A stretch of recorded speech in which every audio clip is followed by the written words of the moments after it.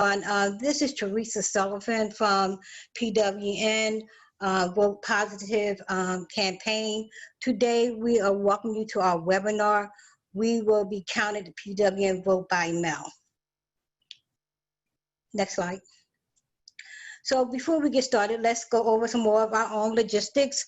This meeting is being recorded.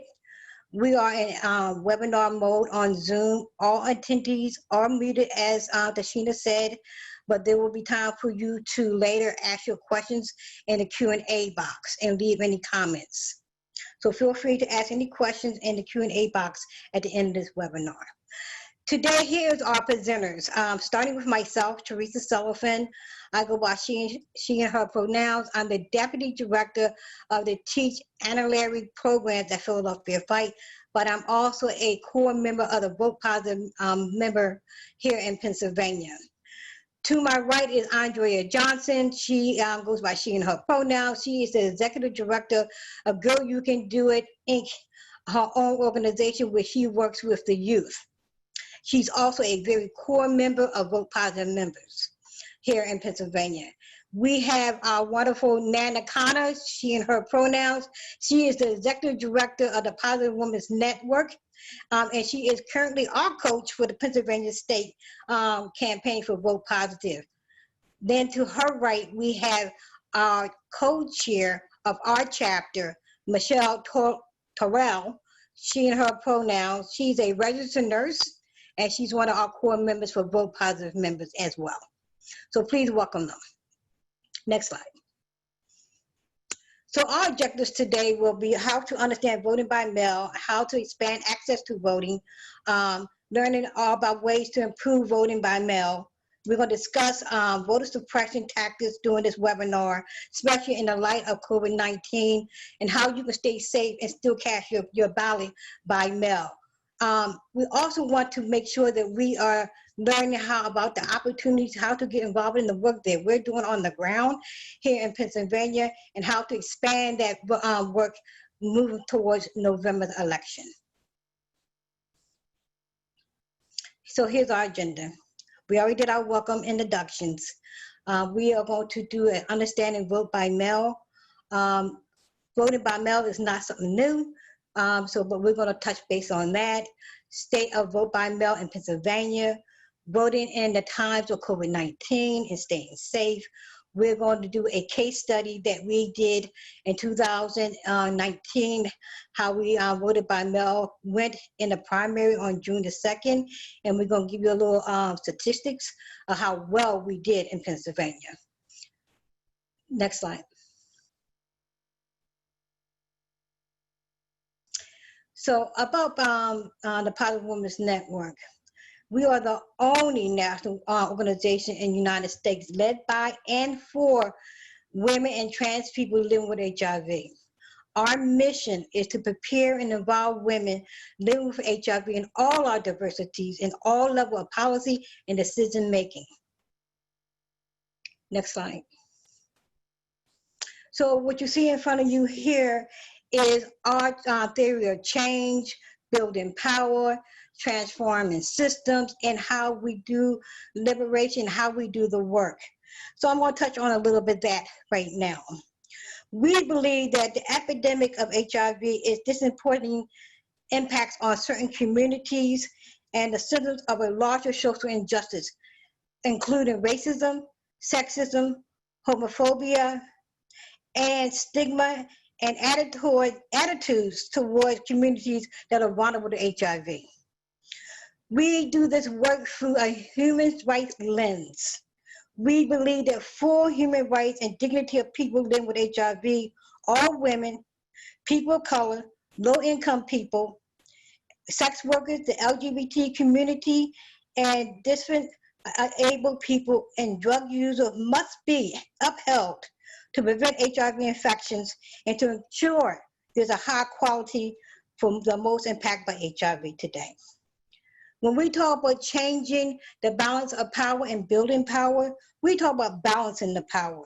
And we recognize that creating sustainable long-term solutions require change, who's in power and how power is held. We value decision-making processes that seek consensus and that the priority of those most impacted by those decisions. To create liberty, we believe creating equity. We recognize and seek to address barriers faced by women living with HIV in all aspects of their lives in the area of education, economics, opportunities, access to health care, sex and reproductive rights, stigma, violence, and family responsibilities, amongst just a few of the things that we do the work and how we do the work. Next to that beautiful picture you see there, you see the map of where we're at. In the purple, there are strong state leads. In the blue, you see where we have strong chapters throughout this map in the United States. In some of the other blue areas, there's a strong presence. For example, in California, where Nana lives at, there's a strong presence there in California, in Oakland. We want to expand this map to be more purple, so we have more affiliated chapters on the ground and more boots doing the work. So this is where we're at, and we're really proud that we're here because we have did this and it's been only 10 years. And this is a very big accomplishment on this map. Next slide. So now I'm gonna turn it over to Nana. Thank you so much, Teresa, and thank you to Philly Fight and Dashina for such a great setup and welcome. Really great to be here with all of you. So I'm Nana Khanna, she, her, they, with Positive Women's Network and also Vote Positive USA. And Teresa gave us, I think some really good context and framing for why we're doing this. I'm going to talk a little bit about what's at stake right now. And I think probably none of us are confused that really we're in a moment where everything is at stake for our communities, for our people, Black people, Latinx people, low-income folks, LGBTQ communities, sex workers, people who use substances. There are just so many attacks coming on our communities from all levels. And we're living in a time of not only sort of policy-related wars on us, but also cultural and narrative wars on our people, where fundamental human rights are being dismantled, taken away. Democracy itself is being challenged. The very notion of whether there will be free and fair elections is in question. Whether the results of the election will be upheld and respected is also in question. So we're really clear about what is at stake in this moment, and that we basically have a little over 100 days to get ourselves together and change the course of what is happening right now. We also know that elections have consequences, and not only at the highest level, but very much down ballot races. So right now we're not only in the middle of a pandemic, but we're also in the middle of an uprising.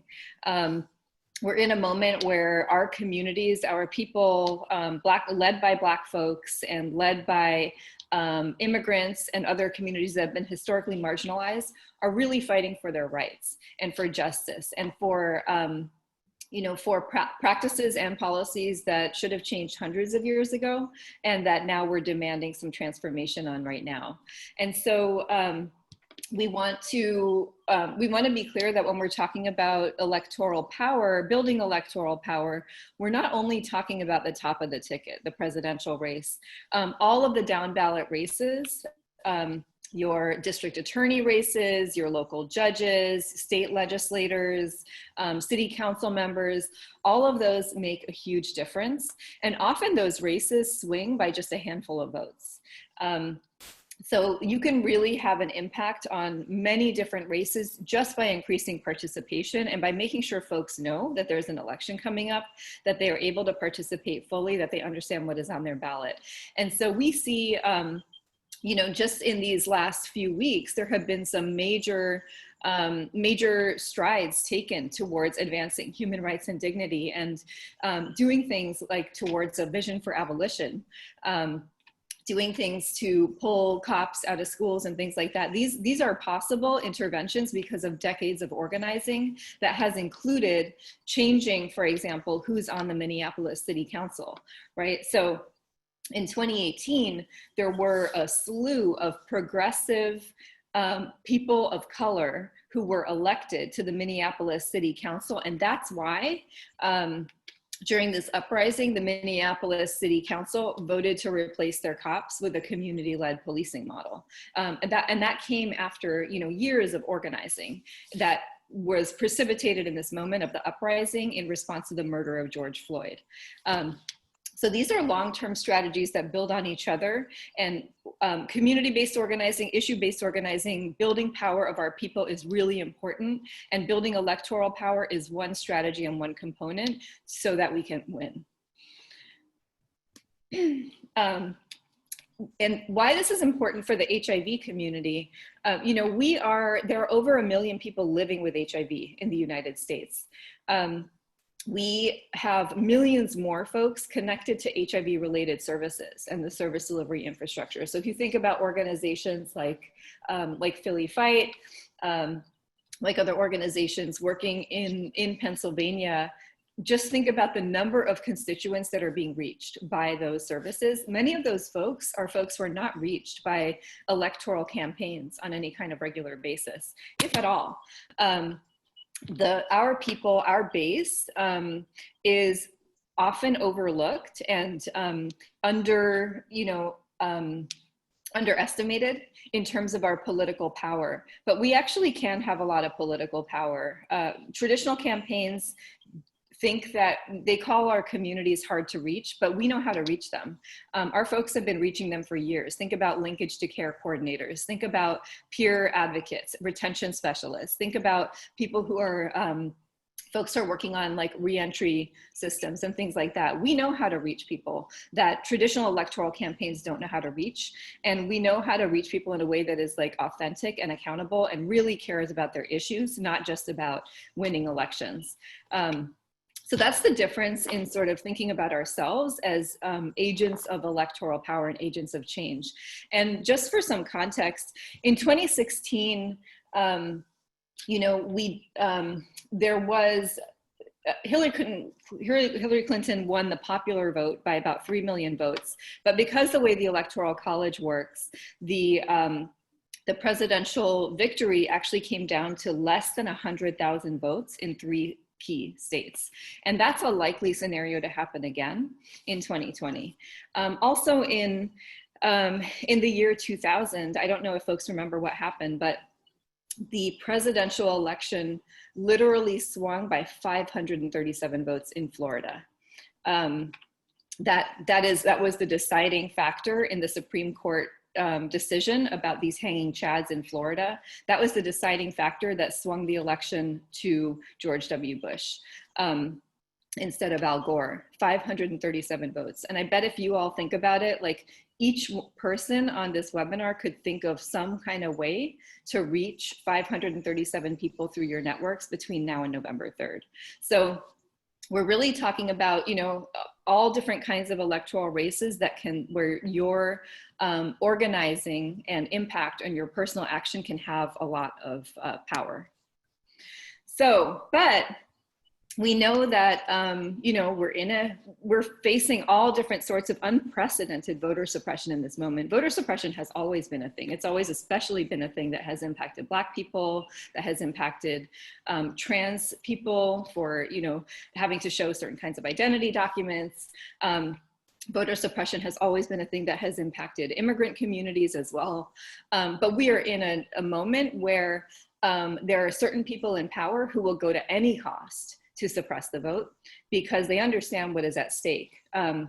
They're looking at the same numbers we are. They know that if you really look at who's gaining political power, this is, you know, this country is set to become what is called a majority minority country in the next couple of decades. And in some states and cities, that's predicted to happen even sooner. So you know, there are certain folks who are really trying to cling to power and want to make sure that, have a vested interest in suppressing the votes, especially of Black, Indigenous, and people of color, and certainly, you know, progressive folks who support bodily autonomy, reproductive freedom, and all of that. So we're seeing in the moment of this pandemic that all kinds of new tactics are being used to suppress the vote. And this is happening all over the country, from like long lines to confusing messaging to really not making voting safer for people.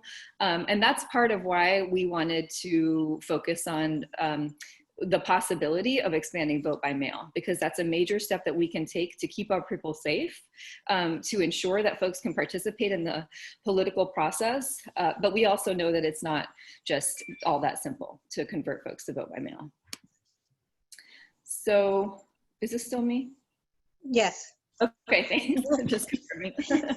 Let me know. So we also know that there are some declines in voter registration that have happened, and in folks showing up to vote that have happened as a result of, in part as a result of the pandemic. You know, we've been in touch with a lot of voters directly. There's also widespread media reports of this.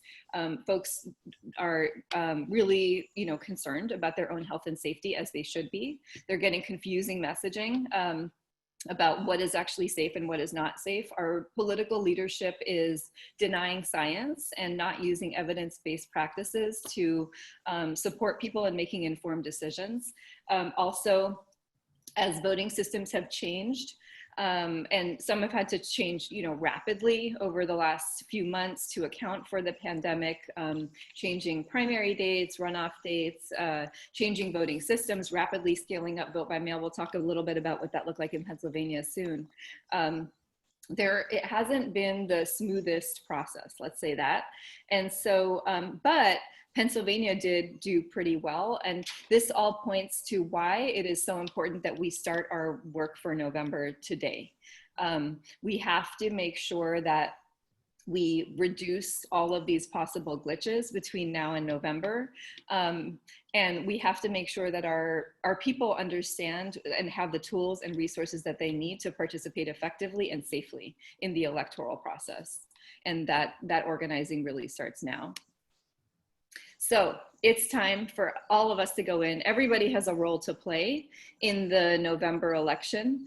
And yeah, it's really all hands on deck time at this moment. And there's something that everybody can do.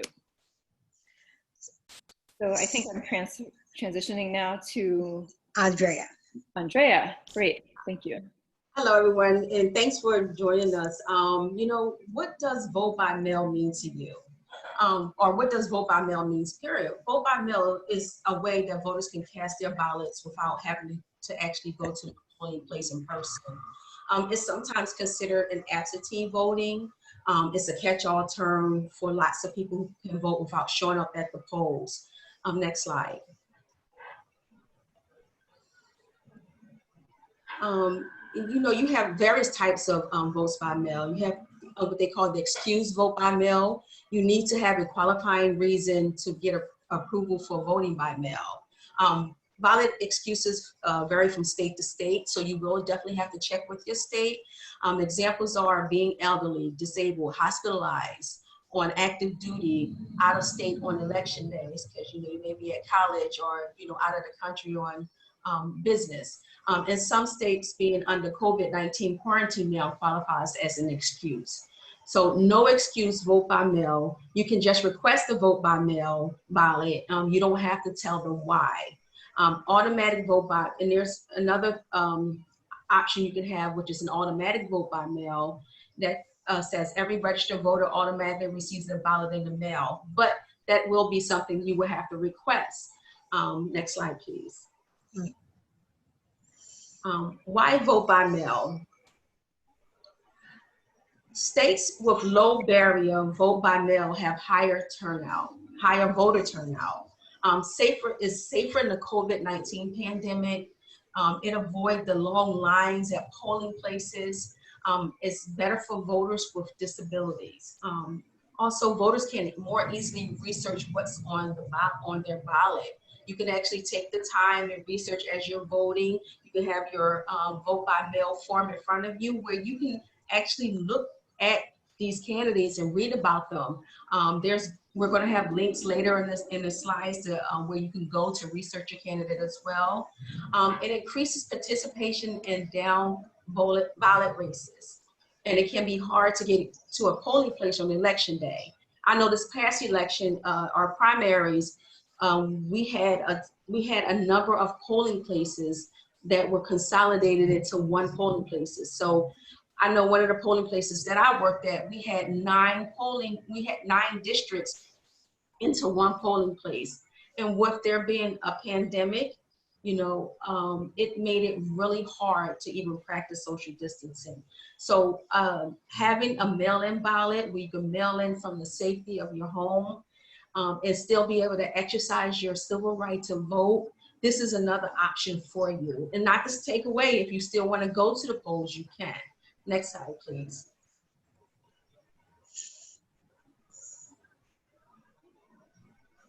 Common concerns and rebuttals. But vote by mail is new. No, vote by mail is not new. Roughly 25% of voters nationally cast a mail-in ballot within the last 2 federal elections.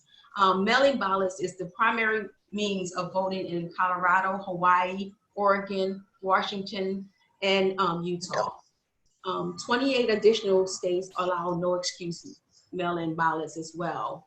In 2018, more than 31 million Americans, which is like 25.8% of election participants, cast their votes by mail. So it is something that is very doable, something that is common in many states. But what then people think about fraud? There is really no evidence that vote by mail leads to more fraud. From 2000 to 2012, only 491 cases of absentee ballot fraud was found out of billions of votes cast. So that's low. That's low. You hear a lot of persons talk about, oh, they're not counting, or there may be so much changing things or whatever else. No, that's not the issue. One of the biggest issues that vote by mail has is that they get so many in, and it takes time to count them all. But as in regards to fraud and different things like that, things are labeled. I don't know if you've ever received a mail-in ballot before, but it is specific to you. It comes with barcodes. I know here in Pennsylvania it does. And you have to register as well as get an confirmation that it's being sent once you register for it, as well as when it's received, it'll also have a confirmation saying that they received your mail-in ballot too. Next slide, please. So this is just a little history timeline of the vote by mail. In 2019, Pennsylvania changed its laws to allow no excuse vote by mail, of course, for reasons of COVID-19. It was something that Pennsylvania has been talking about for a while, but with this pandemic, it was really something that they had to implement quickly in order for people to be able to exercise their right to vote. You do have to ask for a mail-in ballot. You do not have to have a specific reason now for a mail-in ballot. You can just ask for one. In the spring of 2020, PA rolled out the vote by mail. We had March the 11th, not to sound redundant, we had the COVID-19 pandemic happen to us. And then May 11, nearly 1 million Pennsylvanians by then 1 million Pennsylvanians had applied for a vote by mail ballot. Polling places also had been consolidated because they were hoping that more persons would have voted by mail, which would have required less polling stations to be open. June 2nd, the primary election. Unfortunately, we still had a lot of persons come out to exercise their rights to vote at the polls. But I feel as though, and this is my opinion, that, we could have did a much better job in regards to making sure that our citizens were a little safer. And I say that because, you had so many districts consolidated into one place. And the vote by mail option was in the neighborhoods that I was in, which is in neighborhoods of color. A lot of people did not know. A lot of voters that were registered did not know that they can vote by mail with the mail-in ballots. So it's something definitely that we needed. Next slide, please.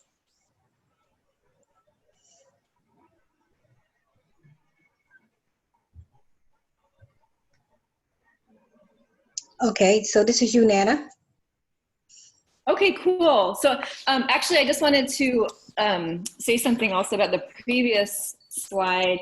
I think you might have heard a lot of concerns about the mail-in balloting process and the fact that it took so long for the results to be called in Pennsylvania. But that's because, again, just sort of going back to the slide and the dates, remember in 2019, the law changed before the pandemic, and the state election officials and county election officials were starting to figure out how to roll this out, but nobody imagined that a pandemic was coming that was going to demand such a large scale rollout so quickly. So, inevitably there were some glitches.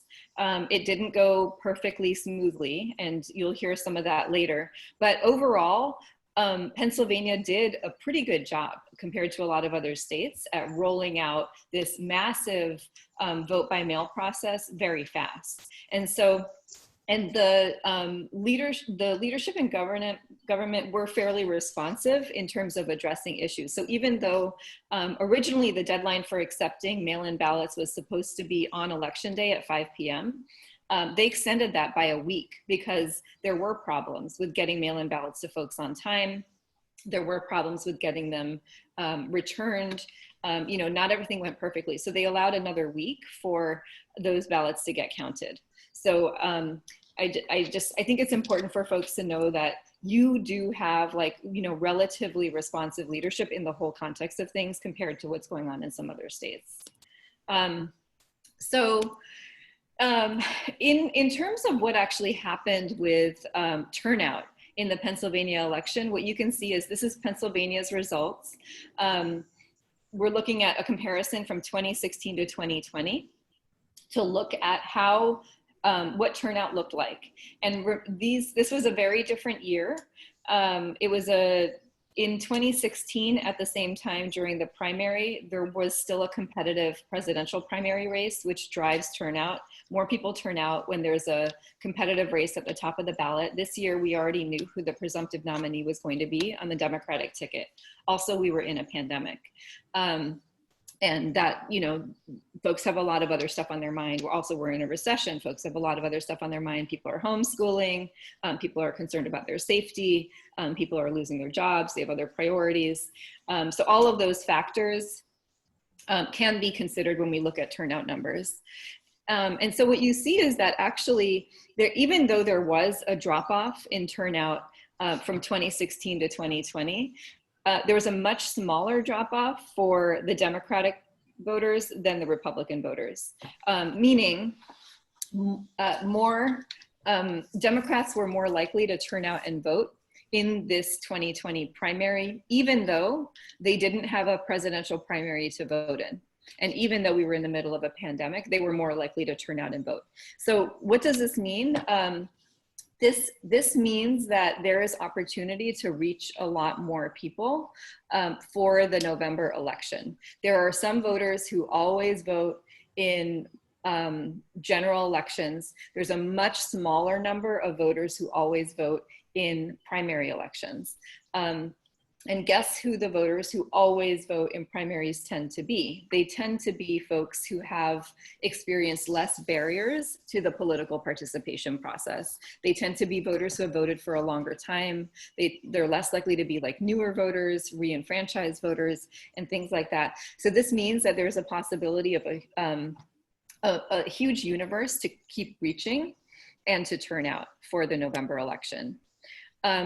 Also, in terms of vote by mail, we also saw that in the Pennsylvania election, registered voters voted at a higher rate by mail than Republican voters. And so this is just some data for you all to look at.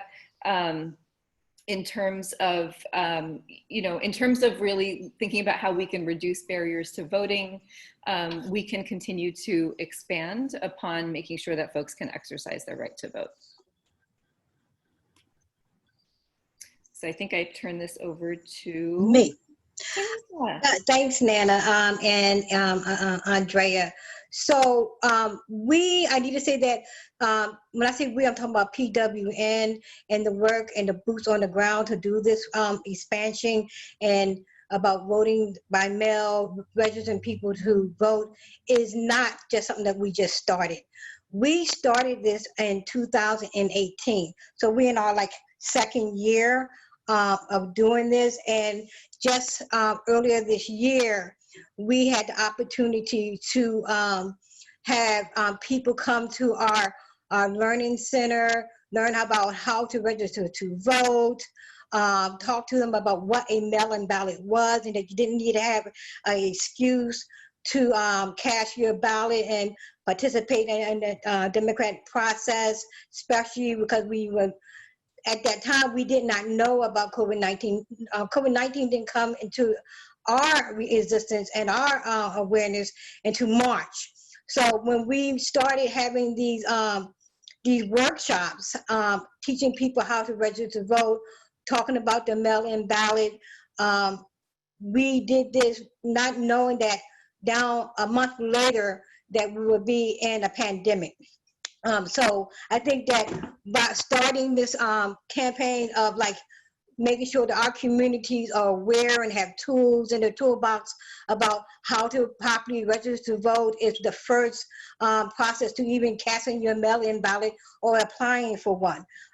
People were believing that, oh, I was already registered to vote, so I'm good, and finding out later down the line when they went to go cast the ballot, that they wasn't registered. And telling people that little things like if you change your address, you must go back online and re-register to vote. So we're talking about all those kind of things. Telling people about deadlines was really important right now, as we're approaching our general election, and we just had our primary June the 2nd. What we found out very important for a lot of our communities is like awareness about what the deadlines are, when do you need to do these things, and giving them all these tools and information was really powerful for them to have, because a lot of people like, I don't know about deadlines, or I wasn't hearing about the deadline, and then they missed the opportunity to cast their ballot. And a lot of times, if people are not being educated and being aware of what the process is, they don't be accounted in the democratic process because they missed the deadlines. And a lot of times that hurts our communities.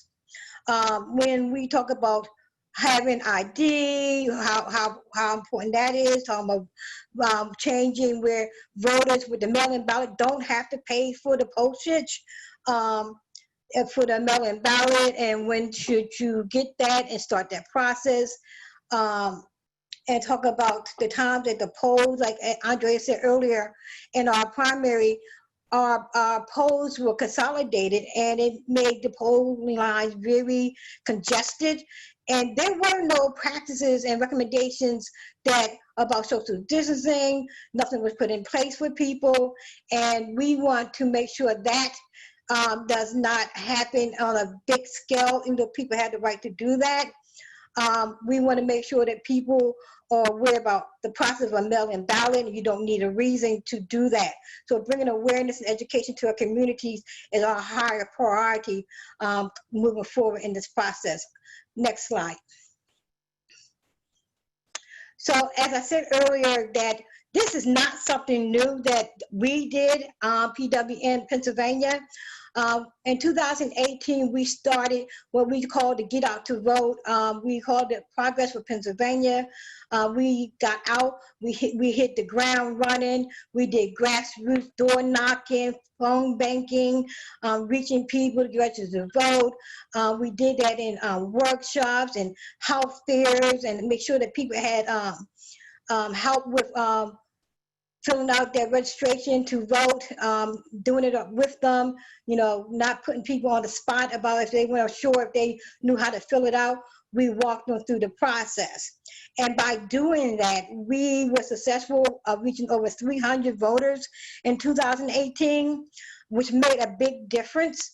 And we also had not just registered to vote, they pledged to vote. It's one of our main things that we want to do going forward, and we did it in our primary. We will continue to do it, is help people with, you know, registration and mail-in ballots, but we also want people to pledge that they will vote, and sign up into a database where we can give them notifications of deadlines, awareness about polls, how to walk them through the process, and reminders. Because sometimes you need reminders. It's so much going on in our world right now with COVID-19. Everybody, people are juggling, you know, will I have a job? Where can I get my kid in daycare? Schools, will schools be safe?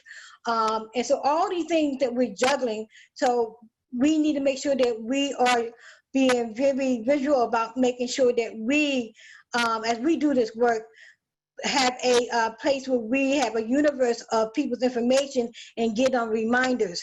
And that's how we reach all these people, 271 people, to pledge to vote. Community events were really great for us to do, registration for people to get registered to vote, outreach to low voting areas in Pennsylvania. Was one of our primaries, because we wanted to reach those low-rated areas and bring awareness and education about the democratic process of casting your ballot and registering to vote, and make sure that people had everything they needed at their fingertips and in their toolbox to make sure that they participated in that process. Next slide. So then and now, is the things that we were fighting for, and we continue to fight for today: healthcare, women's rights, the LGBTQ rights, fair wages, which is also called a living wage, protecting our environment, our water, our air, and also talking about education, making sure that our communities had proper education and that people were having access to all these things. We fought for the right for healthcare early on in 2018. We pushed back on a lot of things that were trying to be pushed forward to take away our healthcare. Healthcare is a human right, and everyone's entitled to it. Here we go again, and we're in 2020, and we're still fighting that fight. And we'll continue to bring awareness to people how important all these things I just mentioned for people to live long and productive lives, free from stigma and discrimination. Next slide. So what are our challenges? There's always going to be a challenge or a pushback when we talk about this process of voting. When the primary mail-in ballots, we, like Nana and everyone else before me, said, we did great. And I'm really proud that we did great in Pennsylvania. On such a short notice of the COVID-19 coming into our lives and participating in a democratic process of casting your ballots and exercising your civil rights, in such a short notice, we did well. We were able to, in the primary, reach so many people to cast the ballots by mail. 1,460,700 people cast the mail-in ballot. Some of those ballots got rejected because, again, like I said, that's why we do the work of making sure that people know about deadlines ahead of time. A lot of those, and not to their fault, I don't want to make it seem like it's just people's fault that they missed the deadline. Sometimes it's because we had so many ballots going in through the mailing process, some stuff got slowed up. And we still only had a very small number of people that got rejected. But we don't want to have none rejected, right? So in order to do that, we continue to educate our communities about mail-in ballots, residents to vote, make sure they have all the tools in their toolbox about what is a mail-in ballot, how do I do it, and what are those deadlines. Deadlines are so important in this process. But overall, like I said, Pennsylvania did very well in the mail-in ballot process. We were successful in our primary, and we want to keep that momentum up as we move towards our general election. Next slide. So considerations for the Pennsylvania November election, I'm going to turn it over now to Michelle. Thank you, Teresa, and thank you, Andrea and Nana. All right, so we have considerations for Pennsylvania for November. We talked about the challenges. We are going to continue in this work. And next slide, please. All right, so important dates to know. The last day to register to vote is October 19th. The last day to apply for a mail-in ballot is October 27th. And then election day is November 3rd. Now, it is a great idea to apply for the mail-in ballot, even if you think you might want to go in person. Even if you apply for a mail-in ballot, there is nothing stopping you from changing your mind and going to vote in person.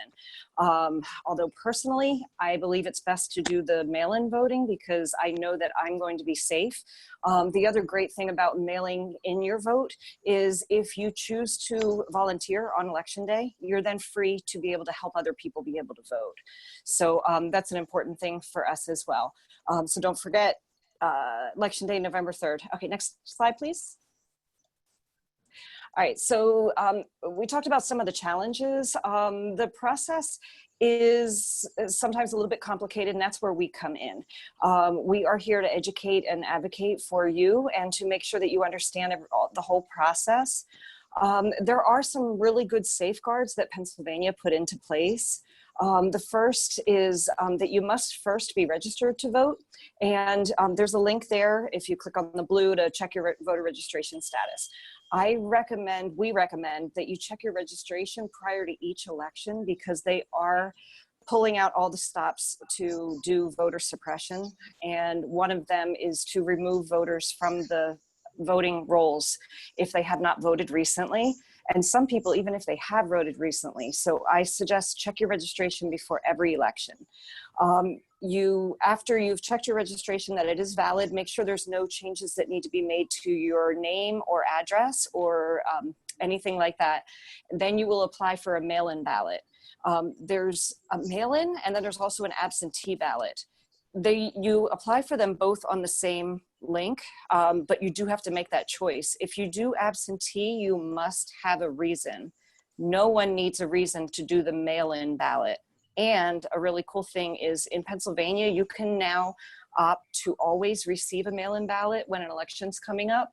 So you will automatically then get your mail-in ballot every time. And again, you can always change your mind if you decide that you want to go and vote in person. I even had some people that I've been talking to that they got a mail-in ballot, they filled it out, but then they still went to the polls. So it's always your choice. It's just another option, and we love choices. So when you receive your mail-in ballot, you want to make sure you follow the instructions. Oops, I got a typo. Follow your instructions carefully.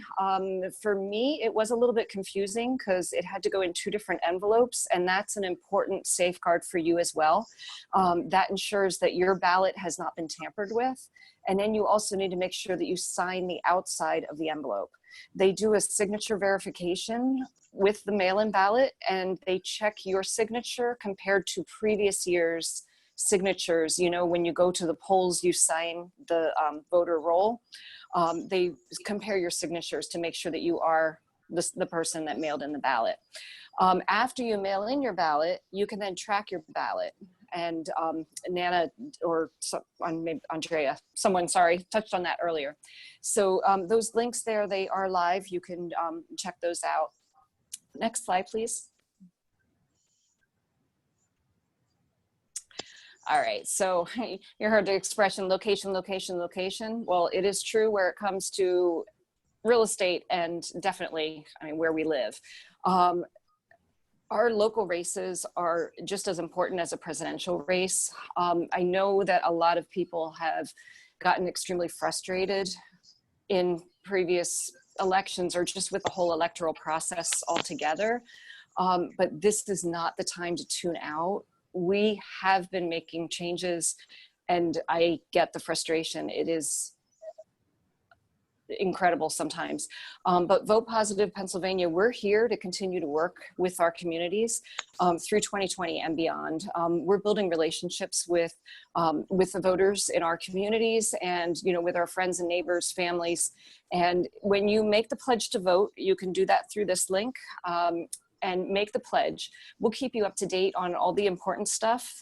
We'll keep you up to date on other great education that's coming up and other ways that you can get involved and you can be an advocate for your friends and family. We know that we're stronger together for our communities, and especially for those of us who may be feeling, you know, isolated with the quarantine that has increased for a lot of people. We have to do things a little bit differently now because we all want to stay safe. So we're doing a lot of things virtually, but it is still a way to stay connected. So we'll also be able to help you with your local. And if you're not in the state of Pennsylvania, we can direct you to where you would need to get your state's voting rules. Next slide, please. Thank you. All right, so we did touch on a little bit like why the local and state level are really important. And one great example is just with the COVID-19 response. I don't know if you've noticed, there's been bills that have been held up in Congress. The House may have passed it, but the Senate's just holding on to it, not wanting to pass it. Pennsylvania, the state of Pennsylvania, we are actually very lucky here. We have some great people that are in office and they have done some really great protections for us. It's important to stay involved, make sure that we get out there and vote because otherwise we may not have those great people in office. So we also, you know, want to make sure it keeps moving forward. Next, please. Thank you. Example number 2, and this is always on my mind because I am a nurse. It's not accidental that depending on where you live, you may have greater health than someone who lives even 2 miles, 3 miles away.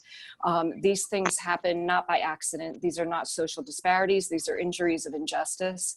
And the best way that we can help to dismantle these and get things back on track is by staying involved. Don't tune out. Things are very frustrating, and trust me, I get you, I'm there myself. But we can make the change that we need, especially when we're stronger in groups, and we are a huge number. So we're just, you know, getting organized, make sure we're educating and advocating for each other. Next slide, please. Thank you. So again, with that community, we know our community, we know what our neighbors and our families need. When we're taking this pledge, we're taking this pledge not only to vote, but also to stay engaged in our communities. We want to stay educated, up to date on what's going on and stay involved. We do that by voting. We also want to complete the census. If you have not done that already, you want to do that. And also to make sure that we get to know who is in elected office. And when they are there, just remember, they're there to listen to us and they're there working for us. So we can hold them accountable. So this is just another thing that we are working for. Next slide, please.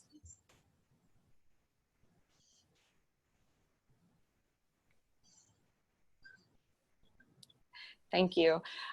Oh, no, back up, please. Thank you. I don't know if this one's, is this mine or Andrea? So I believe this is Andrea. Thank you.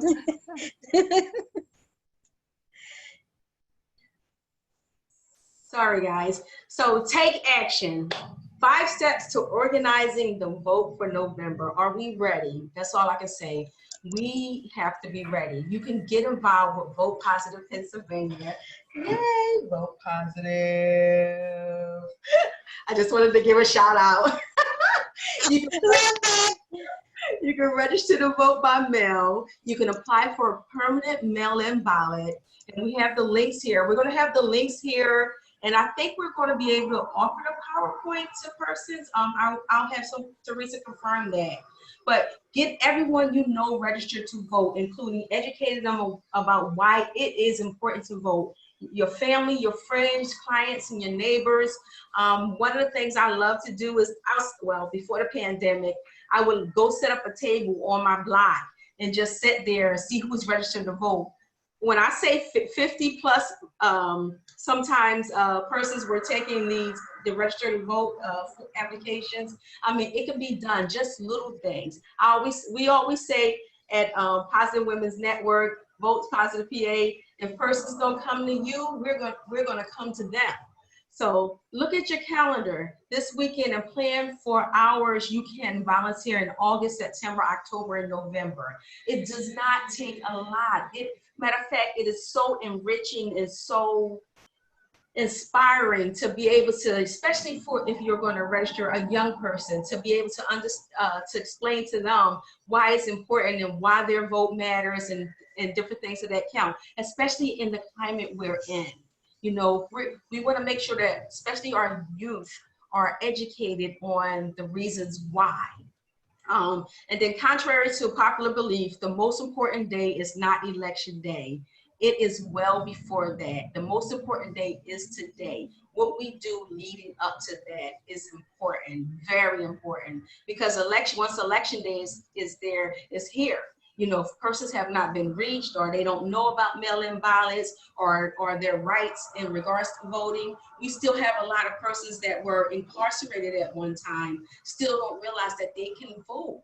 So it depends on, you know, different circumstances, but that's the kind of information we want to get out. We have persons that, you know, not thinking like they're not 18 yet, but they're like a month away that they can register to vote to be able to vote for this election. So there's a lot of things that we can do right in our communities, even in our own household, to be honest. So think about whether you can take some time off in early October to help out, because it's needed. This is something, like I said, we're going to have to come together.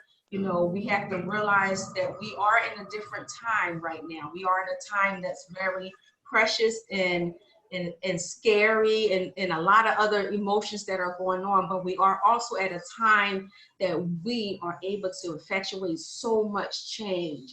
We have the power within our votes to say, you know what I say matters. You know, this is where I'm going to put this is how I'm going to use my voice. Voting is your voice. You know, look at your candidates, read up on them. You know, apply for that mail-in ballot. You know, it is so easy to apply for your mail-in ballot. Don't believe the hype that, you know, it's just some type of illegal concoction. It's not.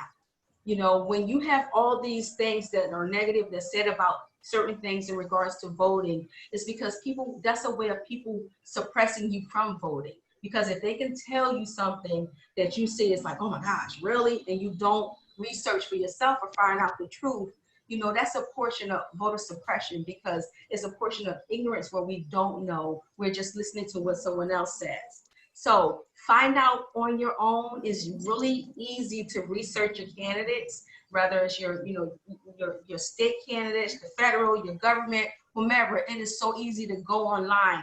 Just the way we research what type of blonde Beyonce has, we can research, you know, what's going on in that regard as well, in regards to what the senator is doing, or what are their values? Does their values align with mine? So yes, let's get out, let's take the action, let's go vote, you know, let's do things in regards to making our vote matters. Next slide.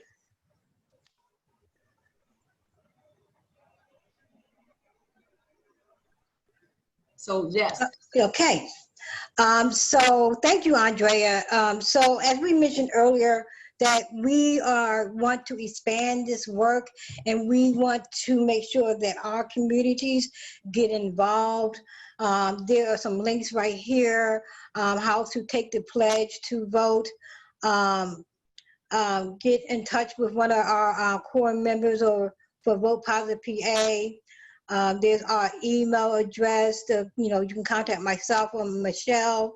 We also have in this link, come to our next Vote Positive PA meeting.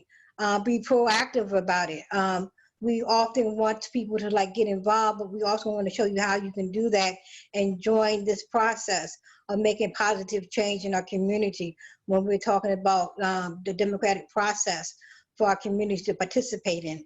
And our next meeting to do that and bring your thoughts and your comments and your ideals to the table is August the 15th. You need to register at that link that's there, you see in this slide. So we really want people to get involved. There's so much work that we still need to do. And so we want to thank you for this. And we want to go to our next slide. So conclusion, we want to stop voter suppression and bring awareness that it's a real thing. What was mentioned earlier about voter suppression is that there is a big push for putting false information out on social media. And a lot of people do depend on a lot of social media to get their information, and especially our young people. You know, we want to make sure that we dismantle all that misinformation that's going out in our communities as a tactic of voter suppression. Next slide. This part is now our Q&A. Great. So first I want to thank you all for presenting such great information around voter registration. I think it's important for people to understand the process of mail-in ballots, why it's important to vote, things to consider for this upcoming November election, but also the power of our local community and how to get involved and take action. So thank you for sharing that information. It actually brought some awareness to myself as well as a voter. So we have 12 question comments. And so one of the questions that was being asked during the presentation was whether or not slides would be made available or some information that they can use to share to spread the word about voting. Yes.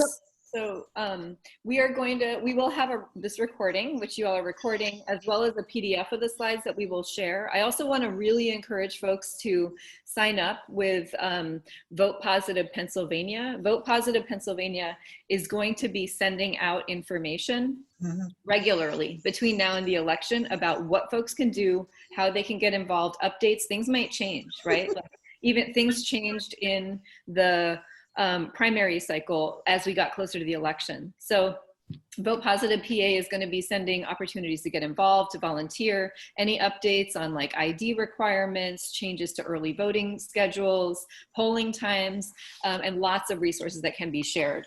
And then also, if you all want to get involved, there are so many things we can do. We are going to be reaching thousands of voters in Pennsylvania. We can use your support and your help in doing that. It's not hard. We can train you to do it. We're using peer-to-peer texting to share information.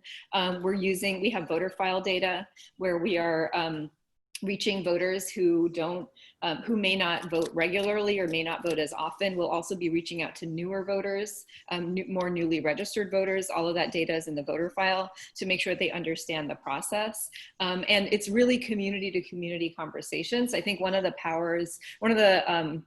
most important things that Vote Positive PA has been able to do is talk to folks about who, rightly are kind of distrustful of this process. And because they know that there have been lots of ways that votes of especially Black and brown communities have been suppressed in the past. And so we want to make sure that folks really understand what their options are and their options to exercise their rights and to do it safely. And the other thing is that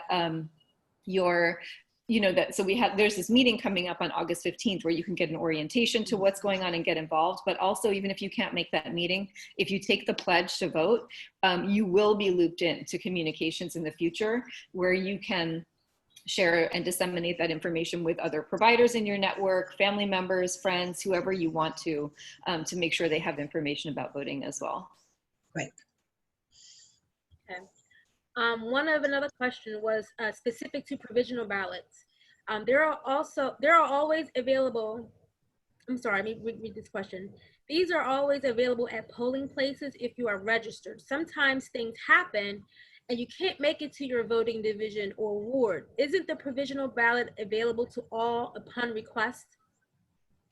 So that is a great question. And I hadn't experienced that one time going to the polls. I know I'm a person that registers to vote. I know I vote in all elections. My husband laughs at me because I'm like, let's go.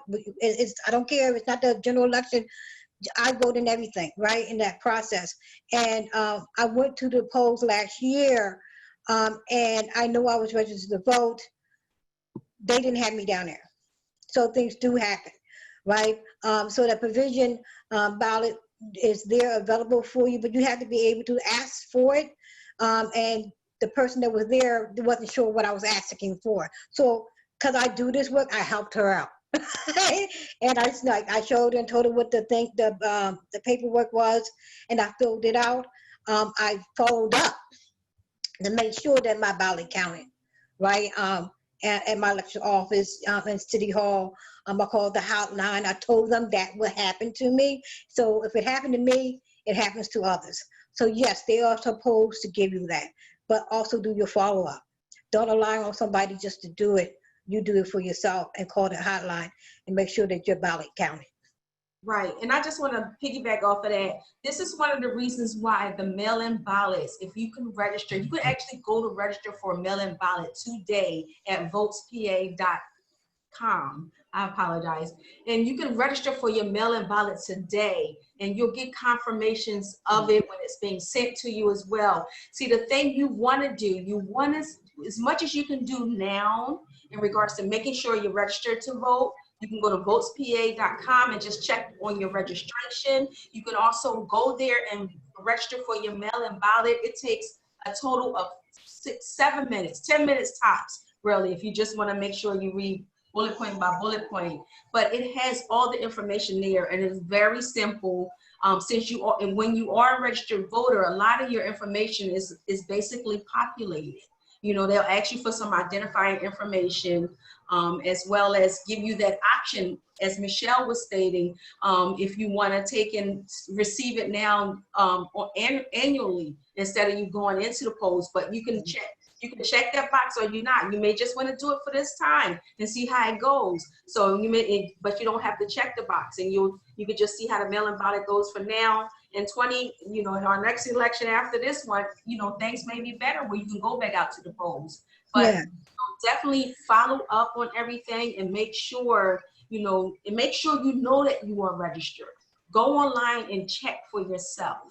And I just want to add to that is that for those who are unable to do that process, we are here to help you go and walk you through that process.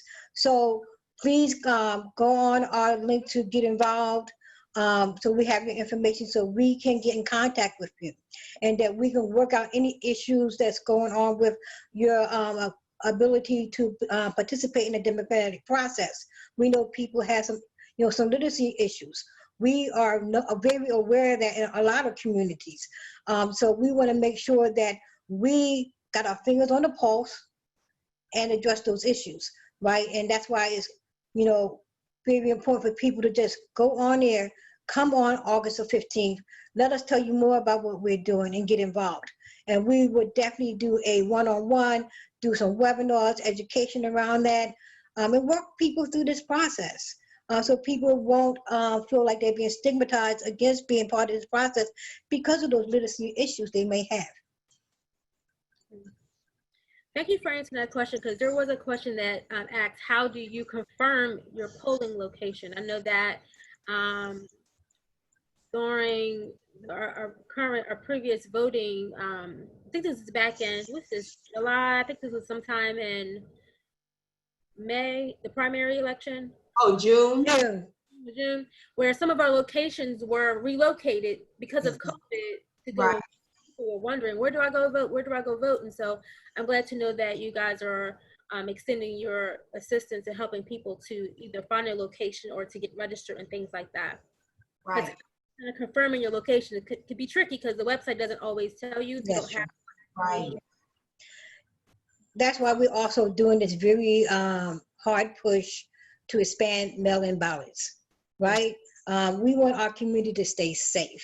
A lot, especially our communities that are older, our communities who have pre-existing conditions, to apply for that mail-in ballot and participate in the democratic process and stay safe, right? We are in a pandemic, right? And it is scary, right? Because we don't know where we'll be at in November. So that's why we're doing this very hard expansion of education about mail-in ballots in Pennsylvania. Right. And as Teresa said, we open it up. Positive Women's Network, Vote Positive PA, and I'm saying this with all sincerity. And I know there's a lot of people that could be watching this, but there's no time for us for any anything stigmatizing.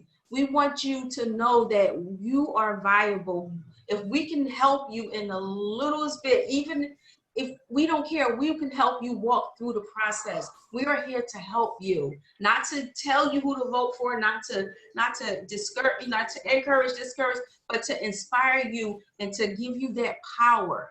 You know, even if we can go over the candidates and their values and teach you how to research, you know, where to look, you know, how to look, how to search. So that way you can also go on and teach someone else as well. So our invitation has always been open at the Positive Women's Network. Votes Positive, we're open, we're here. So if you need us, I'm asking you to reach out to us. No shame, no anything. You know, we love you. This is a way that we show love to communities. You know, I'm not just telling you or talking. You know, we're actually doing the work. We're doing the work, and we're showing you that we are here if you need us. There are two questions that are similar. The question is, are convicted felons in Pennsylvania allowed to vote? And can convicted felons request a mail-in ballot? Those are excellent questions. So a couple of things, because I work over at the Institute for Community Justice, and one of the things I do is reentry work. For those coming home, if they have finished and maxed out their time, they can re-register. I'm gonna say this again, re-register if they registered before serving their time to vote. And they can participate in this process if they have no more time, right? And they have nothing in the, hold them over in the system. They can register to vote in Pennsylvania.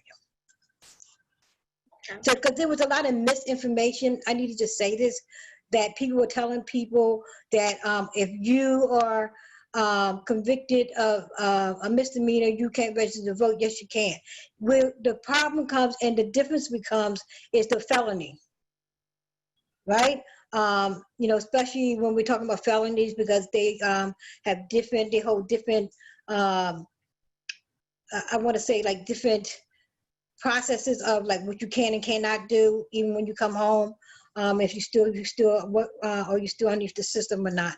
So that's where the difference happens. A lot of people thought even if I had a misdemeanor, I couldn't go re-register to vote, and you can. Okay.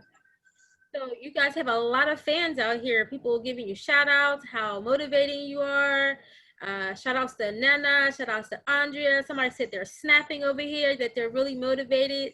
I know what you guys are commenting on. You have a super fan here, Susan Mole, who's been commenting on you all, the presentation, about how excellent your presentation is, and speaking to other, just kind of commenting on the process of how excited, working with you guys are. So you definitely have a fan base, and they're very familiar with you all, so that's great. Yeah, this is an amazing squad. And I also want to shout out Susan, who has done a lot of work on elections as well in Pennsylvania over the years, and has been core to much of the organizing of Vote Positive PA and also Positive Women's Network in Pennsylvania. So thank you for your work as well, Susan. One more thing I just wanted to say is that when we're talking about this, I think it's like 102 days or 103 days we are right now between now and the election.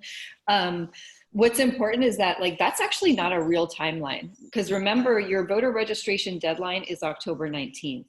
People will be starting to vote around October, around that time as well. As soon as mail-in ballots come to them, they start voting. As soon as early voting comes, they start voting. So this is different. The stats are different in every state. I live in California, where we have a history of a lot of voting by mail. And about 50 to 60% of our ballots get cast well before Election Day. So, you know, it's our timeline is really a lot shorter, which is why we're encouraging folks to get involved now. Please don't think that taking November 3rd off is going to make a big difference. It would make a much bigger difference if you take October 3rd off, right? Like, we want to be reaching folks before these deadlines so that they can participate in the political process as well. And so Vote Positive PA has been organizing on this since last November, really. They didn't even talk about this, but they also registered a bunch of voters before the pandemic hit and before shelter in place started. They registered, like, I think about 50 voters in a short period of time earlier this year.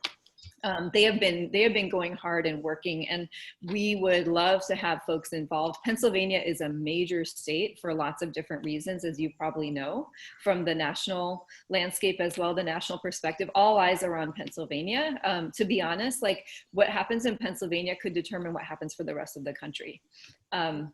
Because of the way the electoral map works. And so every single one of your races matters. Issue-based education matters. All of this can be done in a very nonpartisan way. This is not about supporting one political party. This is about making sure that we protect healthcare, that we protect reproductive rights, that we address racial justice issues, that we protect queer and trans folks, that trans folks can live as their true selves and not be discriminated against in housing.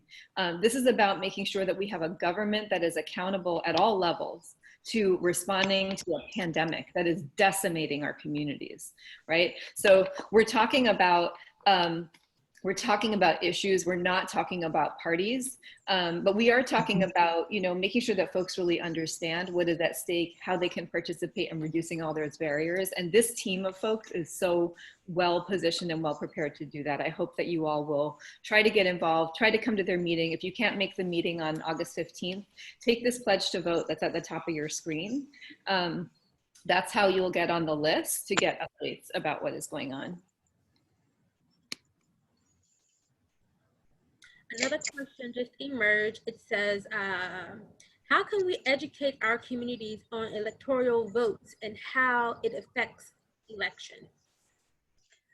So one of the things that we have and will continue to do is that we're doing webinars, inviting people to those webinars. Those webinars will be about how to register to vote, how to get involved in that process, and walk people through these processes that, you know, that empowers them to actually feel good about casting their ballot by mail, or if they choose to go into the polls.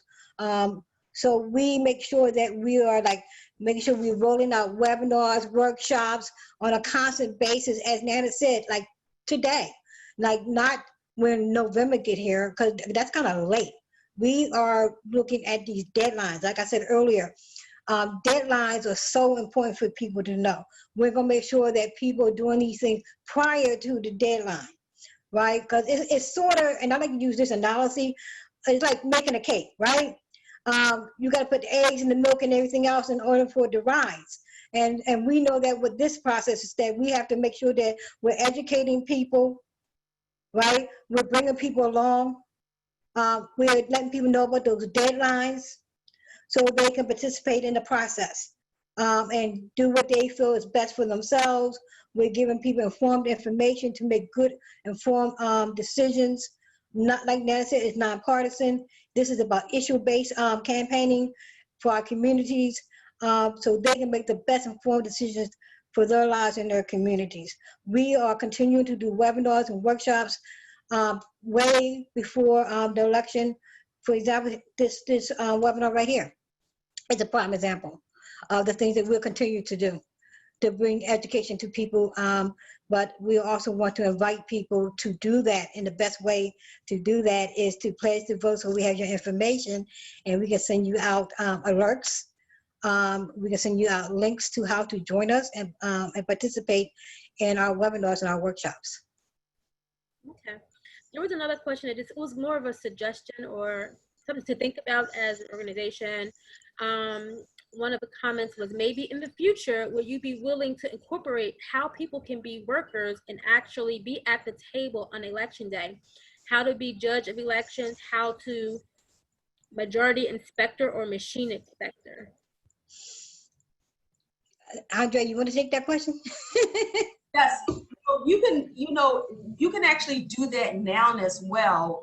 When we direct you to the votespa.com webpage, they have on there a section on there if you want to become like a judge or a poll worker or whatever else. That is actually an awesome way for you to get involved in something that's going on in your community, especially around election day. You'll get taught about how these new machines work. You'll get taught things of how you'll get taught about. I guess from our last election in the primaries, they're going to teach you even more how to teach people how to social distance and have more practices in place of how to keep voters safe when they do come out to the polls, or as safe as possible by practicing social distances and making sure everyone has a mask. But you can right now, if you're interested, go to votespa.com and research how to become a poll worker or a judge, because they are very much needed. Now, I do want to say, and I'm gonna be transparent and honest about everything else. When I did the primaries, I did go out as a poll worker. I'm actually a poll watcher, making sure that everything is going good at the polls within my district. And like I said, this past election, it was really chaotic. As Nana has said, we didn't have a lot of time to really get it together. It was rushed. You can tell it was rushed, but we have time now. And I'm really hoping, and I'm looking at things, and that our officials are really getting it together for when our residents do come out to exercise their right to vote in the general elections, that it is much more organized. But you can also protect yourself. If you feel as though you have to go out to the polls and you don't want to do the mail-in ballot, make sure you have your mask on. Make sure you look at the person in front of you, and make sure you try to social distance. There's nothing wrong with asking someone if they can just stand back a little bit. We want to do things in a pleasant manner because we want to make sure that we're all protected. So just the simple things that you can do to protect yourself at the poll. If you want to exercise your right to go out to the polls to vote, just make sure that you have that mindset that it may not be a social distancing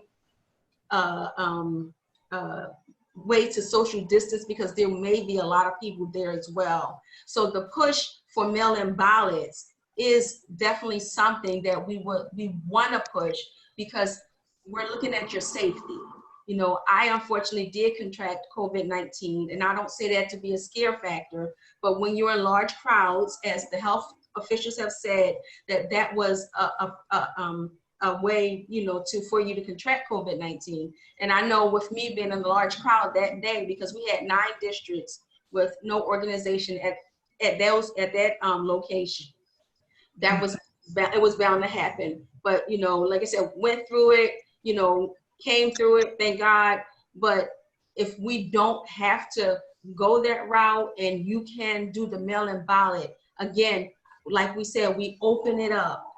Votes Positive PA, Positive Women's Network, we open it up. We want to be able to, if you want the education on it, and that way you have an understanding for yourself of how to do it, reach out to us. And I say that with all the passion in me. Reach out to us. We are here to help. There's no strings attached. There's no hocus pocus going on in the background. There's no, this is something that we do for our communities because we want you to know your options. You don't have to go to the polls, but again, if you feel as though you do want to go to the polls, please make sure you use all the knowledge that's given in regards to wearing your mask and gloves and whatever else to protect yourself. That is a great segue to one of the things that we take in value in this work, and that's the collaboration of other organizations. There's a lot of other organizations that got boots on the ground doing this work. And we are making sure that we are touching bases with those organizations and collaborating with the work, right? So that we can reach a bigger community of people. When we collaborate with people who are already doing the work, we got boots on the ground, right? Because it does take for ground and grassroots organizing to get this work done. And we felt like we're doing the work. There's other organizations that's doing the work. Let's collaborate so we can reach more people. And that's one of the things that we valuable doing this work right now is to do collaborations with a lot of organizations that's actually doing this work, have done this work for years, right? And for this process to be really expanded, you must collaborate. There was one last question that emerged. I believe you already answered this, Teresa, but I'm just going to read it again just to kind of reiterate your initial message. VotePA.com, can you register to vote if you are on parole for a felony? So if you're on parole and you have a felony, that is another issue. Because as I said earlier, felonies become the problem in Pennsylvania. It's the misdemeanors. If you have misdemeanors and you're out of the system, you served your time, you can re-register once you come home. The problem comes when if you have a felony, right? That is a process for you to register to vote. What we tell people who have felonies is once that you have a process of getting that pardon, which a pardon is a very long process. And it's done through our governor. A lot of the work you do yourself is to work in collaboration with the organization here in Pennsylvania and Philadelphia, the Community Legal Service, and expungement clinics to get your record cleaned up so you can participate in that process. Okay. We don't have any more questions and we're actually about done. So thank you ladies so much for sharing your wealth of knowledge as it relates to voter rights for this upcoming election. Our participants clearly enjoyed the presentations because there were a lot of chatter in the Q&A box about how helpful this information was for them. And it sounds like you probably more than likely will be hearing from our participants as to how to get involved and learning more about this process and getting access to these slides. They want the information. So we will get that to you as soon as our presenters put that together for you guys to have. But in the meantime, please use their resources that they shared with you. There were several links placed in the chat box for you guys to access and to register for their Vote Positive program. And so take advantage of that information. Just check your chat box and get that link, cut and paste it and put it somewhere that you can have access to it, okay? Thank you guys for attending today's presentation, and that concludes today's webinar. You guys have a great rest of your day. Thank you again, presenters, for all that you've shared. All right, Thank you, everyone. Bye. Thank you all so much. Take good care. Thank you. Take care. Bye-bye. Bye-bye.